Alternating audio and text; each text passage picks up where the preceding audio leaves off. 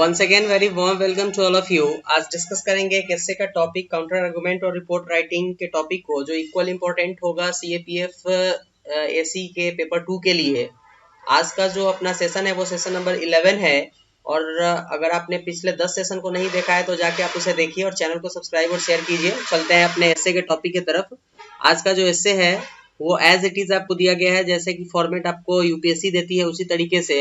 और आज के एस्से में आपको डिस्कस करना है कि क्या गीग अर्थव्यवस्था भारत में अस्थायी तौर पर अपनाई जानी चाहिए।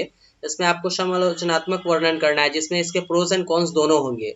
तो सबसे पहले तो हम जानते हैं कि गीग अर्थव्यवस्था होती क्या है। तो जो लोग अस्थायी तौर पर, ठीक है, अस्थायी तौर पर जो लोग वर्क करते हैं उसको हम लोग बोलते हैं गीग वर्कर्स।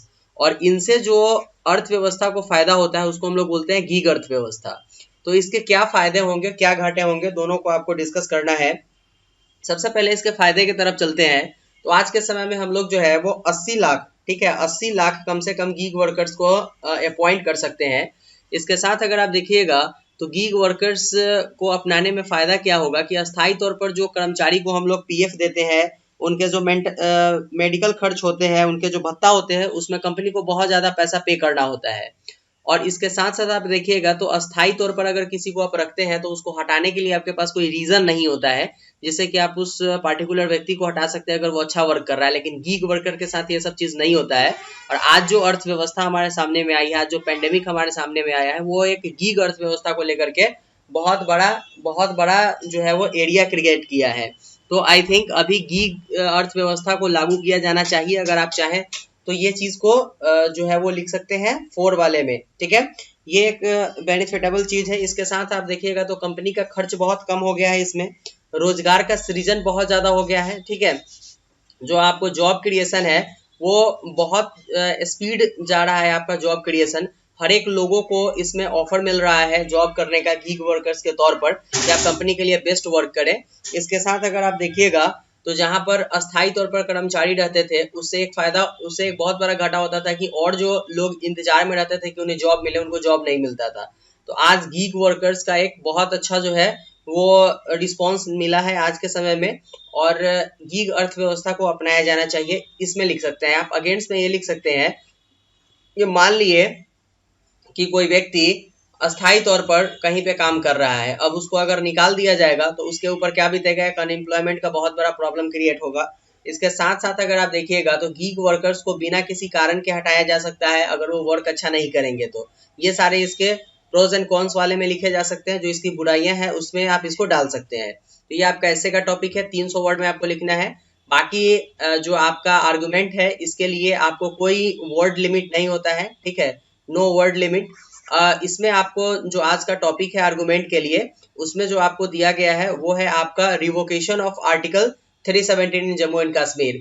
तो फायदे की तरफ चलते हैं। इसमें फॉर और अगेंस्ट दोनों लिखना है, ये आर्गुमेंट है। और वहां पर समालोचनात्मक वर्णन करना था, मतलब कि उसका समान तौर पे आलोचना भी करना था और उसकी अच्छाई को भी बताना था। सेम चीज यहाँ पे आर्गुमेंट में दिया गया है, लेकिन इससे आपको दिया गया हुआ था हिंदी में लिखना था आपको, और आर्गुमेंट को आपको इंग्लिश में लिखना है। तो यहाँ पर देखिए 370 में अगर हम लोग आएंगे तो सबसे पहले सेपरेटिस्ट का खात्मा हुआ। अगर रेवोकेशन ऑफ आर्टिकल 317 हुआ तो सेपरेटिस्ट का खात्मा हो गया, ठीक है।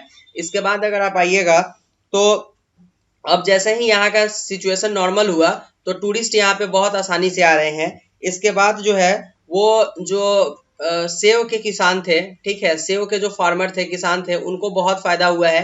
केसर के किसान को बहुत ज्यादा फायदा हुआ है। इनका जो प्रोडक्ट है वो विदेश में जो है एक्सपोर्ट होना स्टार्ट हो गया।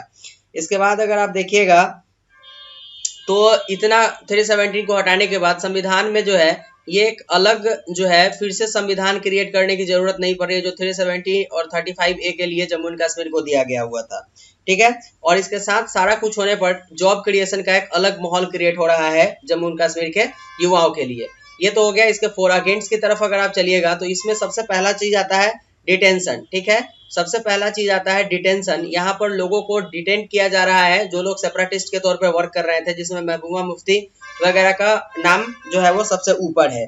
इसके बाद अगर आप देखिएगा तो लोगों को जो है एक बहुत बड़ा प्रॉब्लम क्रिएट हो रहा है इंटरनेट शटडाउन होने से, ठीक है, इंटरनेट शटडाउन होने से जम्मू एंड कश्मीर में। इसके बाद अगर आप देखिएगा तो लोग ऐसा समझते हैं कि जब उनका अपना संविधान था तो उनको एक अलग तरीके से जो है वो आपका आता है कि उनको आवाज उठाने का मौका मिलता था, तो ये एक उनके लिए फायदा था, जो कि अब जो है वो सिंपली वो एज इट इज दूसरे की तरह ये काम करते हैं। इसके बाद है लोगों को इस तरीके का डर हो गया कि 35A जैसे ही हटाया गया तो उनकी जो जमीन है उसको दूसरे लोग भी खरीदेंगे, और ऐसा होगा कि जम्मू एंड कश्मीर में जो है वो जम्मू कश्मीर के लोगों के आधिपत्य को छोड़ करके बाहरी लोग यहाँ पर आकर के ज्यादा बसेंगे, तो ये इसके अगेंस्ट में चला आएगा। बाकी आप चीजों को इस तरीके से लिख सकते हैं। आते हैं फिर रिपोर्ट राइटिंग में, तो रिपोर्ट राइटिंग में आपको कोविड-19 एंड लेबर माइग्रेशन के ऊपर एक रिपोर्ट लिखना है, और इसके लिए आप जाइए सीधे हमारे प्लेलिस्ट में, ठीक है। हमारे प्लेलिस्ट में जाइए, वहां एक इससे का आपको प्लेलिस्ट मिलेगा, उस प्लेलिस्ट से एज इट इज चीजों को उठाइए और डायरेक्ट यहाँ लिखिए। मैं उम्मीद करता हूँ कि अगर ये 20 नंबर का है तो आपको इसमें से कम 15 नंबर आएगा, अगर आप उसको अच्छे से ट्रांसलेट कर रहे हो और यहाँ पर लिख पा रहे हो तो। इसमें आपको 200 वर्ड में चीजों को लिखना है, लिखिए और हमें सेंड कीजिए Telegram channel study spring legend पर। यहाँ पर हम रिव्यू करेंगे कि आपका जो प्रिपरेशन है वो किस लेवल का है और आपको क्या चेंजेस करने चाहिए। तो ये था आज का session, session number 11। Next session हम लोग डिस्कस करेंगे सेशन नंबर 12, जिसमें फिर एक एसे, एक काउंटर आर्गुमेंट और एक रिपोर्ट राइटिंग के टॉपिक को डिस्कस करेंगे। तो आज के सेशन के लिए इतना ही, लेकिन अगर आपको अच्छा लगा ये सेशन तो चैनल को सब्सक्राइब और शेयर कीजिए, और मिलते हैं फिर से नेक्स्ट सेशन में। तब तक के लिए thank you, goodbye and take care.